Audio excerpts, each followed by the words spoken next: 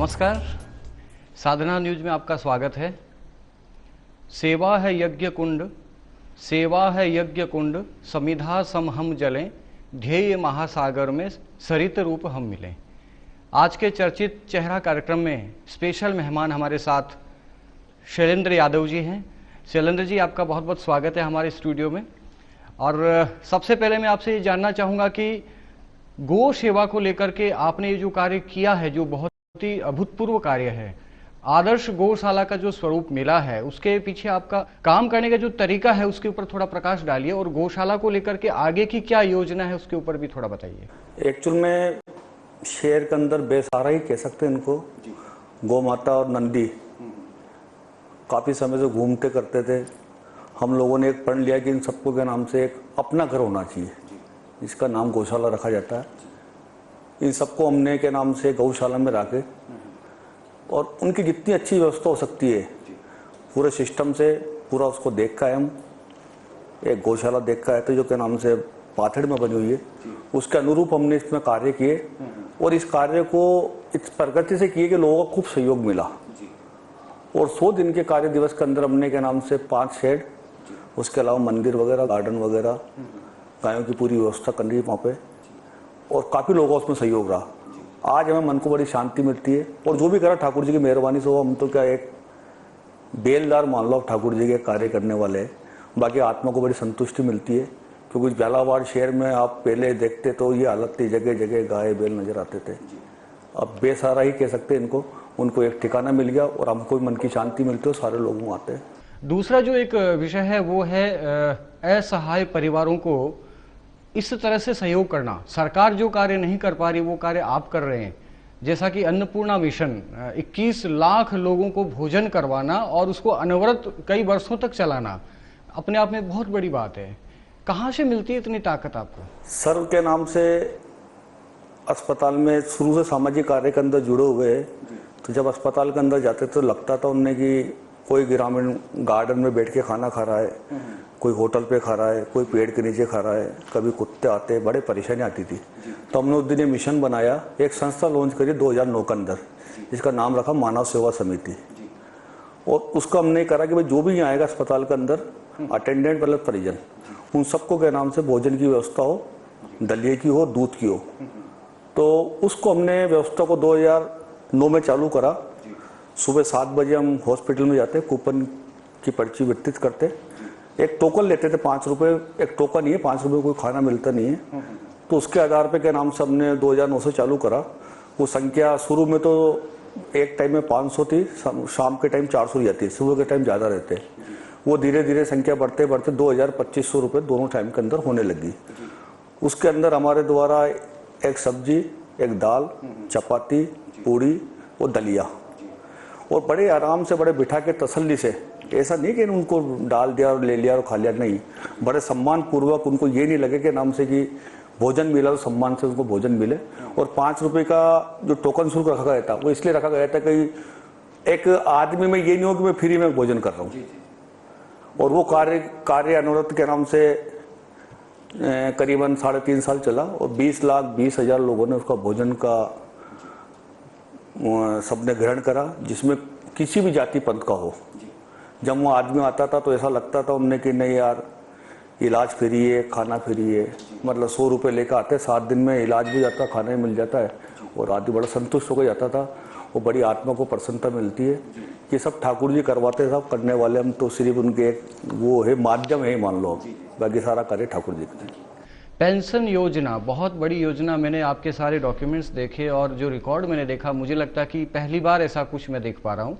तो पेंशन योजना के तहत आपने कौन कौन सी स्कीम चलाई है, और ये जो पर मंथ प्रतिमाह जो आप लोग पेंशन वितरण कर रहे हैं उन असहाय परिवारों का, जिनका कोई धनी धोरी नहीं हम कह सकते हैं, लेकिन उनका जो एक जीवन का जो अति आवश्यक जो वस्तु है वो है भोजन सामग्री।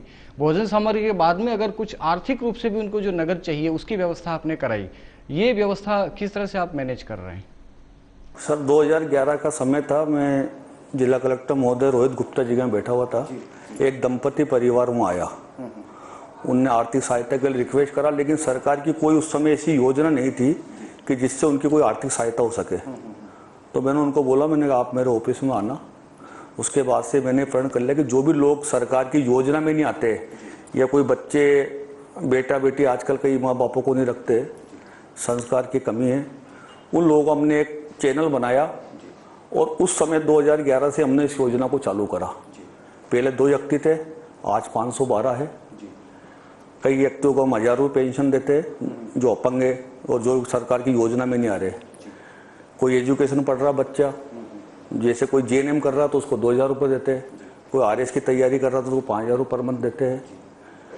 कोई ऐसे परिवार भी है जिनके माँ बाप नहीं है, तो सरकार ने कई योजना चालू कर दी, लेकिन उन बच्चों को भी हम 1000 रुपये, जिनका कोई नहीं, उनको पेंशन देते, जिससे के नाम से उनके परिवार के लोग उनको संभाल सके। और ऐसे लोग आते हैं साहब कि मतलब लगता है कि भगवान के रूप में ही आए, और इनको कभी खाली हाथ हमने भेजा नहीं। आज हमें करते हो करीबन 12 साल हो गए और बड़ी आत्मा को प्रसन्नता मिलती है। और कहाँ से ठाकुर जी करते क्या करते मेरे तो आज तक समझ में नहीं आई, क्योंकि मैं तो बहुत नीचे स्तर से उठा हुआ हूँ। सब ठाकुर जी की मेहरबानी है, लेकिन ये है कि मन को बड़ी तसल्ली प्रवृत्ति मिलती है। मूलभूत व्यवस्थाएं हैं, उसमें चिकित्सा व्यवस्था भी बहुत महत्वपूर्ण व्यवस्था होती है। चिकित्सा के क्षेत्र में आपने कई सारे रक्तदान शिविर लगाए और इसके अलावा कई सारे ऐसे परिवार जिनका आपने इलाज करवाया, तो ये भी अपना आप में एक बहुत बड़ी बात है। इसके बारे में थोड़ा आप प्रकाश डालें। अब तो गहलोत सरकार ने के नाम से चिरंजीवी योजना चालू कर दी, उससे पूरी ऐसी कोई योजना नहीं थी। कई बच्चे ऐसे आते थे जिनके पिताजी कोई पताशी की दुकान लगाता है, कोई थड़ी लगाता है, कोई कचौरी का ठेला लगाता है, जिनके वाल में प्रॉब्लम थी। और वो वाल का खर्चा उस समय 1.5 लाख रुपये आता था, और वो एक पताशे वाला 1.5 लाख का इंतजाम कैसे करे। तो हमने फिर उस दिन भी ये सोचा, उन्होंने भाई जो भी आएगा अपने यहाँ जैसे भी करेंगे, कैसे ही हो, लेकिन इनका इलाज होना आवश्यक है, क्योंकि मासूम बच्चे 2-2, 3-3 साल के, अब उनने क्या बिगाड़ा। उन लोगों के हमने करीबन 1 दर्जन से ऊपर बच्चों के बाल चेंज करवाए। कई लोगों को कैंसर था, उनका कैंसर का इलाज निःशुल्क होता, लेकिन उसके अलावा खर्चवाने के लिए व्यवस्था करनी पड़ती, वो हमारे द्वारा की गई। फिर उसके बाद ये लगा कि सरकार के द्वारा जैसे कोई झालावाड़ से रेफर करा कोटा या जयपुर, अब उसको ले जाने की कोई व्यवस्था नहीं थी। कोई एक्सपायर हो गया तो डेड बॉडी को गंतव्य स्थान तक पहुँचाने की व्यवस्था नहीं थी, तो हमारे द्वारा वहाँ एम्बुलेंस की व्यवस्था की गई। किसी को अगर कोटा रेफर करते तो कोटा तक छोड़ कर आती थी हमारी एम्बुलेंस, जयपुर है तो जयपुर छोड़ कर आती थी। और कोई लावारिस या किसी का कोई नहीं है, बहुत दयनीय स्थिति है, तो उसकी डेड बॉडी भी हम गंतव्य स्थान तक छोड़ कर आते थे। उसके बाद भी लगता था कि इसके पास तो दाह संस्कार करने का पैसा भी नहीं है, तो दाह संस्कार भी हमारे द्वारा किया गया। अभी तक हमारी संस्था द्वारा 2000 से ऊपर के नाम से डेड बॉडी घर पे पहुंचाई और कई दाह संस्कार हमारे द्वारा किए गए।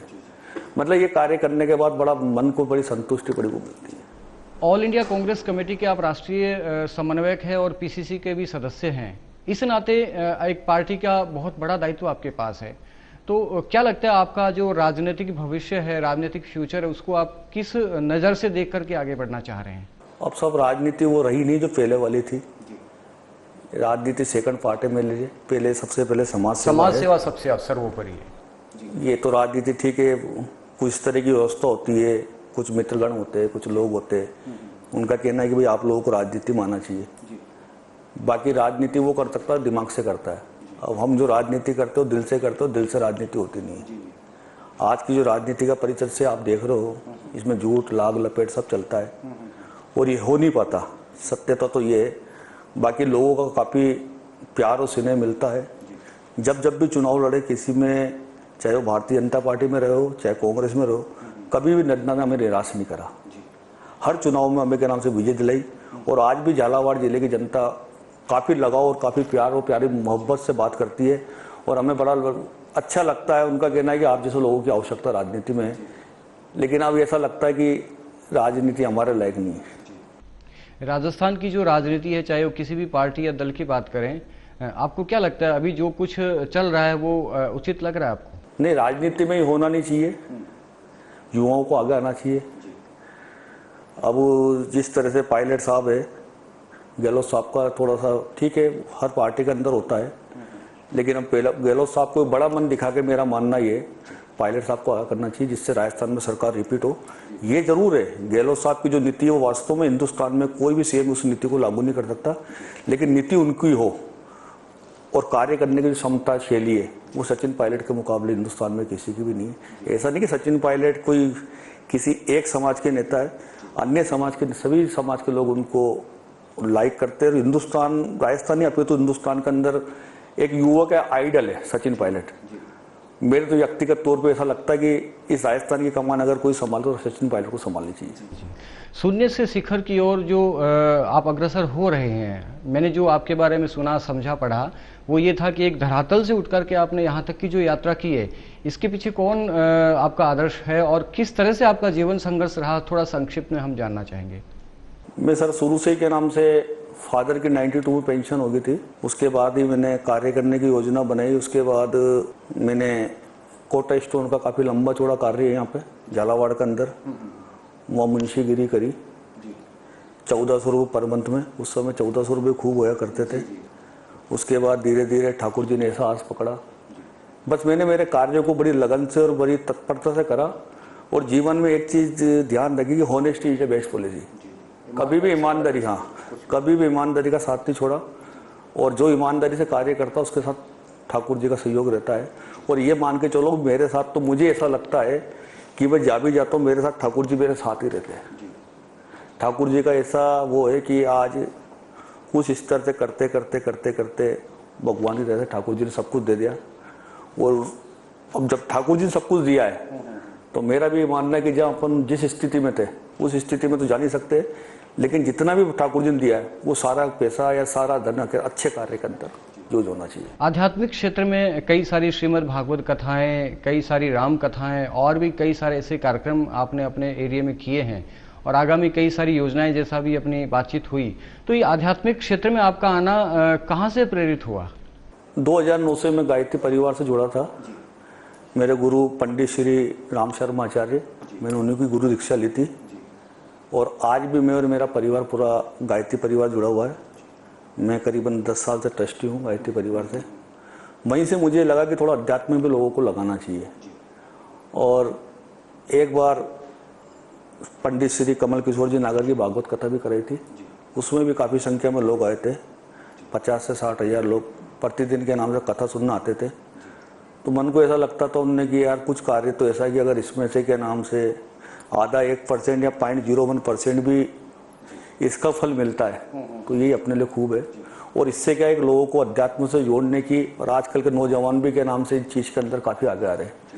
तो ऐसा लगता है कि जो कार्य अपन कर रहे हैं, अगर अपनी वजह से कोई नौजवान या परिवार को कोई अच्छे संस्कार मिलते हैं, अच्छी चीज़ सुनने को मिलती है, तो इससे बड़ा कोई पुण्य नहीं है। जी जी, बुजुर्ग राजनेताओं का कुर्सी से मोह भंग नहीं हो रहा है और एक तरफ युवा शक्ति का नेतृत्व होना बहुत ज़्यादा जरूरी है, जैसा भी आपने जिक्र किया। कैसे हो पाएगा? अब ये तो राष्ट्रीय लेवल को सब देखने वाली बात है, क्योंकि एक्चुअल में युवा में जो जोश होता है, मैं ये नहीं कह रहा, बुजुर्गों की भी राय रहनी चाहिए, उनकी नॉलेज का भी वो रहना चाहिए, लेकिन जो युवाओं के अंदर जो जोश होता है, तो मेरा मानना है कि युवा का और बुजुर्गों का दोनों को समझने को होना चाहिए, लेकिन युवाओं को पहली प्रायोरिटी मिलनी चाहिए। जैसा भी कभी रायपुर के अंदर अधिवेशन में ये किया गया था कि 50% युवाओं को हर क्षेत्र में आगे लाया जाए। अगर कांग्रेस पार्टी उसको लागू करती है तो मुझे लगता है उसके लिए अच्छी अपॉर्चुनिटी होगी और कांग्रेस के नाम से मजबूत स्थिति में हर क्षेत्र में होगी। जैसा कि आपका जो जीवन है, जो राजनीतिक शुरुआत में आपने बहुत कुछ कार्य किया और उसके नाते मैंने एक चीज़ को समझा कि भारतीय जनता पार्टी से आपका कांग्रेसीकरण कैसे हुआ। काफ़ी महत्वपूर्ण प्रश्न है ये। मेरे अच्छे संबंध थे वसुंधरा जी से, झालावाड़ से सभापति भी रहे। उसके बाद के नाम से इनको थोड़ा सा क्या लगा, मैं किसी उसमें जाना भी नहीं चाहता, और जो हुआ वो ठीक है। राजनीति के अंदर कोई स्थायी दुश्मन होता नहीं है। लेकिन जब इन्होंने भोजनशाला को बंद करा तो थोड़ा सा मन में थोड़ी पीड़ा हुई। 2013 में इन्होंने भोजनशाला को बंद कराया तो मैंने उनसे काफ़ी रिक्वेस्ट करी सीएम साहब से। उस समय परजेंट में सीएम थी वसुंधरा जी। मैंने साहब ये कार्य है, इसमें सभी समाज के सभी धर्म के लोग आते हैं, और अगर मेरे से कोई गलती हुई है तो मेरे को बताओ, बाकी साहब इसको तो आप ये पुनीत कार्य को तो बंद ना कराए। उनने मुझसे हाँ भरी कि नहीं ठीक है मैं देखती हूँ। लेकिन उसके बाद जिस तरह का वो माहौल हुआ, नल का कनेक्शन काटना, बिजली का कनेक्शन काटना, मुकदमा दर्ज करना, आज भी इस स्थिति में है कि मेरे जितने व्यवसाय सब पे कोर्ट का स्टे ले रखा मैंने। ये होटल है, होटल स्टे पे क्रेशर है, मैं AA क्लास कॉन्ट्रैक्टर था। 2014 में मेरे को डीबार कर दिया, उसके बाद मेरे कार्य करना बंद कर दिया। तो थोड़ा सा मुझे ऐसा लगता है कि राम से राजनीति इसलिए थोड़ी सी आजकल गंदी सी हो चुकी है। जो व्यक्ति थोड़ी सा हाइट पे जाता है तो उसको नेगलेक्ट किया जाता है। अभी राजस्थान में भी आप देख लीजिए, चाहे वो वसुंधरा जी सिंधिया जी हो, चाहे सचिन जी पायलट हो, दोनों ही अपने आप में एक शख्सियत है राजस्थान की, और दोनों को नेगलेक्ट किया जा रहा है, जहाँ तक मैं समझता हूँ।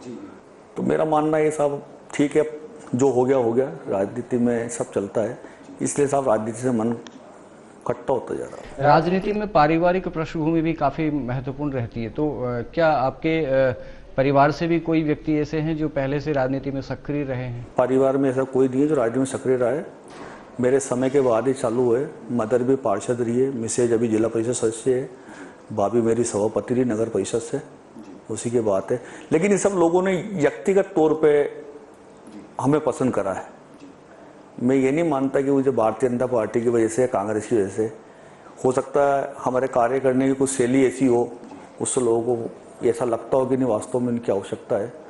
बाकी लोगों ने खूब पसंद करा और आज भी पसंद करते, इसलिए झालावाड़ जिले की जनता को हम धन्यवाद देना चाहते हैं कि इनका आशीर्वाद सदा ऐसे बना रहे। बाकी ऐसी कोई लालसा नहीं कि राजनीति में जाना ही जाना है, राजनीति करनी है। आज हमारे बीच झालावाड़ के लाडले शैलेंद्र यादव, जिनको लोग कालू भैया के नाम से जानते हैं, और अपने विचारों को व्यक्त किया। इसी के साथ नमस्कार, धन्यवाद।